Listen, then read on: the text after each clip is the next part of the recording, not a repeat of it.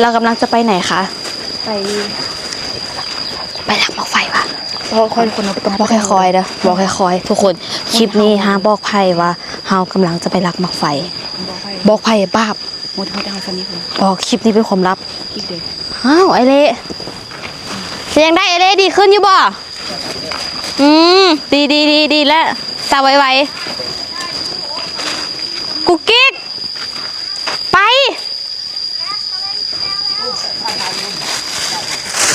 ว่าอีกกิ๊กกันเลยอีกกิ๊กนี่อีกกิ๊กอยู่มื้อนี้เฮาจะพากันไปลักมักไฟอีกกิ๊กห้องอยู่เพื่อนมากุ๊กกิ๊กพากันไปลักมักไฟบุกมักไฟนี้มักไทยภาษาไทยเรามักอย่างว่ามักไฟคือกันคือมักไฟมักไฟเหรอ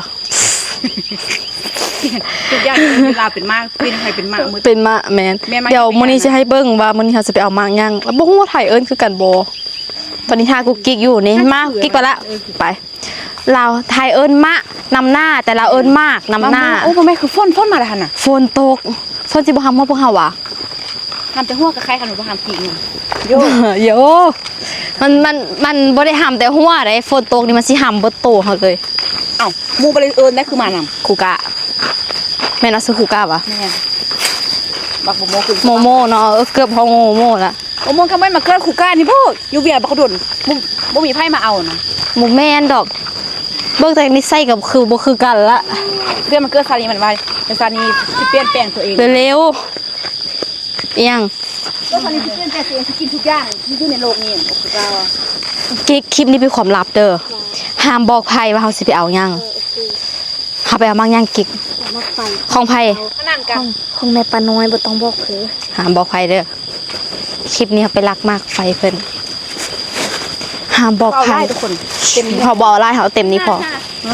ไปไม่ไล่หรอไปซื้อกิ๊กแอบมักไฟไม่ไล่หรอเดี๋ยวพ่ออันนี้เดียวเข้าดูตัวหน่อยก็หมดเลยเดี๋ยวอ่อน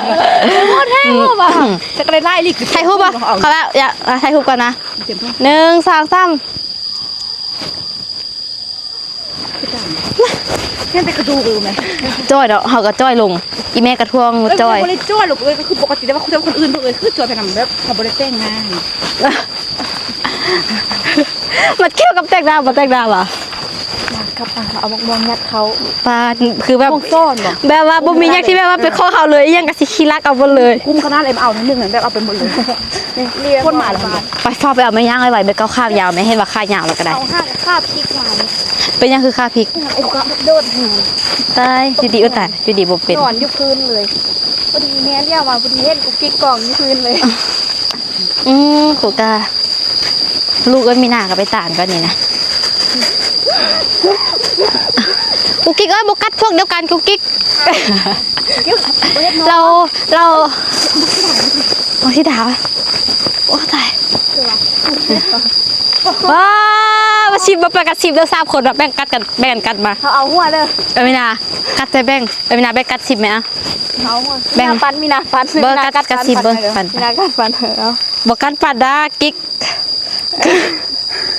ต้นหมากเลยต้นไม่มีคนไล่เลยบ้าคุณบ้าว่าพอละบ้าอ่ะ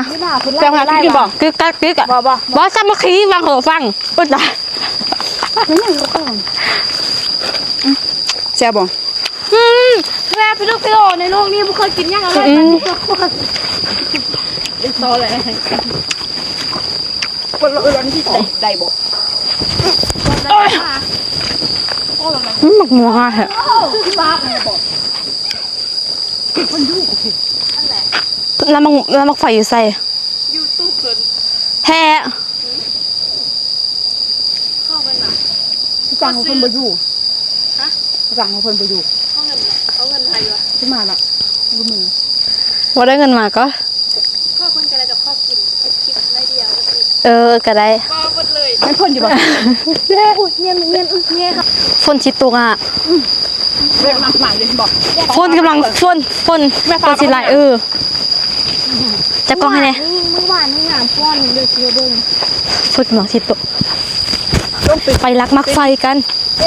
เข้าฟ้าเมื่อวานนี้เป็นอันนี้เลย ป้าเป็นอันนี้เนาะบ่งามซ้ำ ให้น่ะ ช่วงนี้คนกำลังเฮ็ดให้เด้ทุกคน คือเส้นทางเขามาค่ะจักรจูดบ่ไกลไล่อุเพิ่นบ่อยู่ติบ่ เบิ่งเลย ฮะ ใส่ขึ้นออกใหม่โทรศัพท์พี่บ่ได้แพงนะคิดท่านบ่บ่แพง นี่เพิ่นบ่อยู่นะนี่เพิ่นไพ่ซั่นน่ะแล้วเป็นไพ่อะไรอยู่หั่นล่ะ เพิ่นเลย นี่นี่เลยค่ะว่าโอ้ยเขาสิมักไฟเด้อ ถ้าฮักการนี้อีกนี่พอดีเฮาให้จิ้วเจ้า เอาไพ่อ่างว่าเอาเมกิกบ่อันเม็ดสปียากเพลงเฮากันเลย มา เอาเมกุกอ่าง ตายเหมือนเราปิ้ง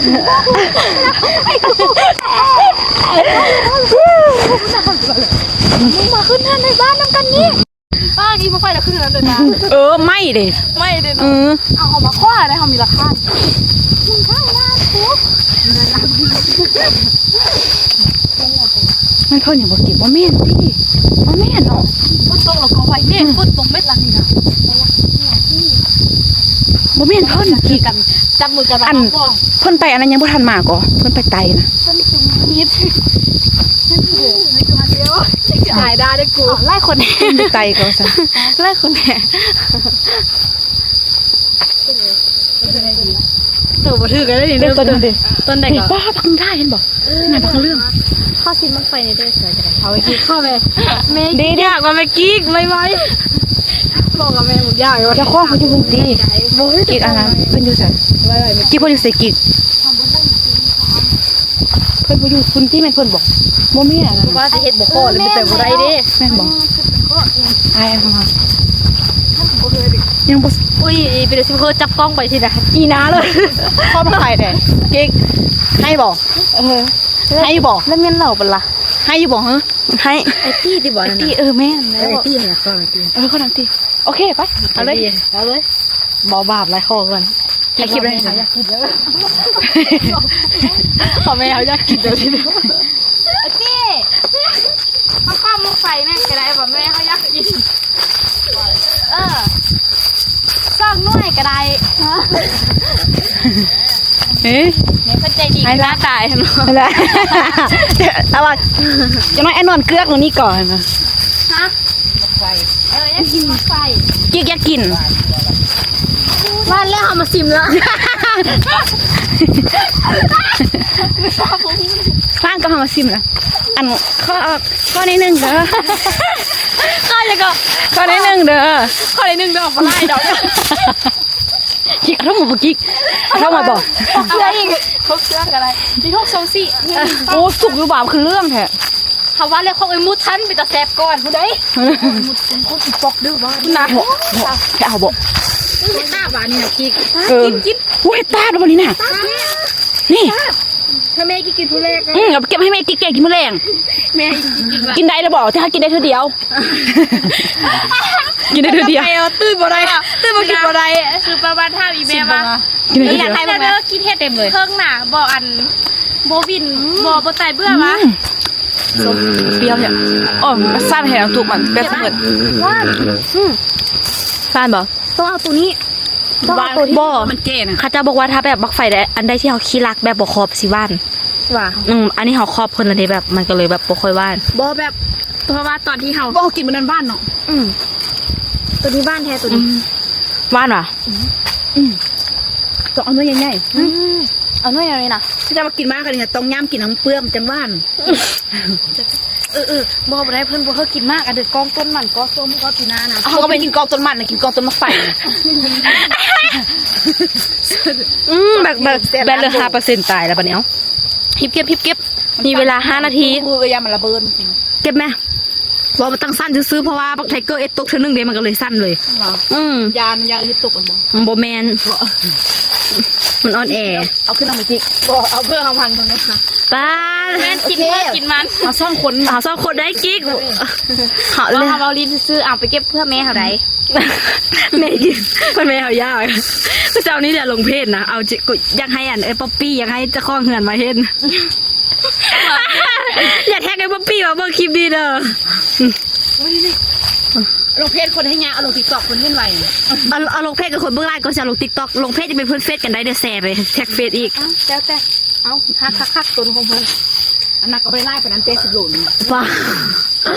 80 โลเท่านี้คันนี้กินน้ำหนัก50 โลนี่สิปั่นได้เนาะอู้80เบิด 50แล้วก็ ว่าอายุตี้มาแล้วหน้าตายคายบกาทัก สัตว์เอ้ย ขอโทษนะกิ๊กเด้อเอ้ยพยายามที่จะบอกว่าครบจริงแล้ว เอาความจริงมาเว้าลิ้นก้มล้นเด้อดึงนี่แม่บ่เชื่อเฮา เป็นมะเร็งเลยนี่อ้อมนั่นนี่เป็นมะเร็ง มีต้นมะไฟอยู่เท่าที่ หมด ไปไว้อยู่เท่าเดียวบ้านมัน จะค่อยหมดก็จะไปกันน้องจิมิอยู่ใส่อีก นี่ย่างไปหันข้อแม่เบิ่นอยู่หันต้น โบกิ๊กบอกเลิกละยาน ย่างไปก็มูปีนเลย เก็บ ออกนี่นะ บ่ค่อยเฮาว่ามากอ่ะบ่ค่อยตึงนะมันยังน้อยอยู่นะ มันยังอ่อนอยู่ เพิ่นยังสิหายเท่าไหร่ถ้าเบิ่งเด้อ มีทางถึงนี่ก็ไม่มีอยู่โอ้ย ขึ้นในกิ๊กกับบุญญาณีบงนะ บ่อีกกิ๊กคือบ่มีบงนะมีแต่บงกระเลนมีแต่พักบงพักก่อนอะไร ยังบ่มีอีบงมีแต่บักบงมันตัวบงก็มีทองคือเห่าแบบมันทองแบบถือผ่าเกินลูกสินะ มันมีแล้วเนาะ มันมีนมให้ลูกกินบ่ มันออกอันนั้นเด้มันวางไข่ตัวบงกันนะ มันมีนมให้ลูกกิน ต้นดอกไม้ใหม่ๆ แม่เลย วางไข่ กูกิ๊กกับวางไข่เด้อกิ๊กเด้อ กิ๊ก กูกิ๊กเป็นงู เกี่ยวเอาลูกเป็นโตกิ๊กอันนั้นเป็นม้าซึ้งใจใคร ซึ้งใจกูกิ๊กซึ้งใจให้ไม่อย่างได้สม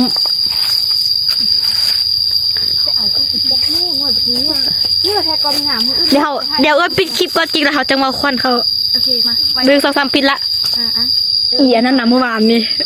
อีแล้วน่ะมันไปกับผู้บ่าวไปบ่ พี่นะท่านกอมันบอกโอ้พี่นะให้มันบอก แบนแหละอีเดียวกันเลย เนาะ อีได้ละ ไป โอ้ลืมปิดคลิปว่าอย่าฟ้าไหมโอ้เดี๋ยวมึงไงเด้ ในอีนั่งข้างหลังนะอีนั่นนั่นเด้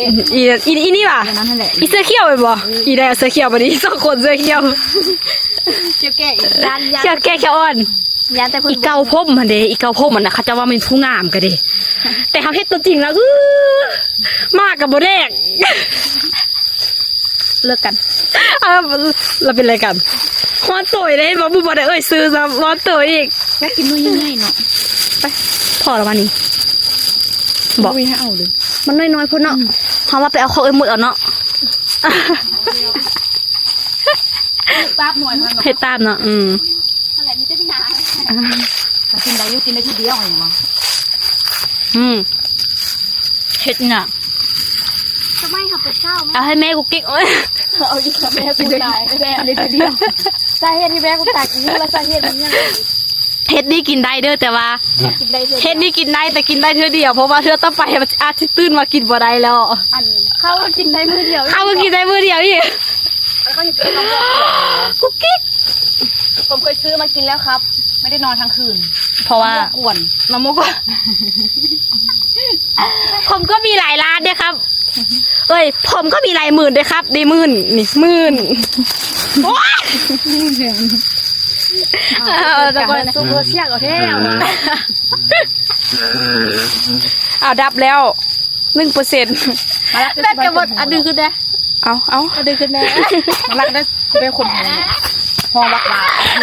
เข้าทางมานะ ไปพอเฮ้ยขี้รักไล่เกิดเป็นคนมานะ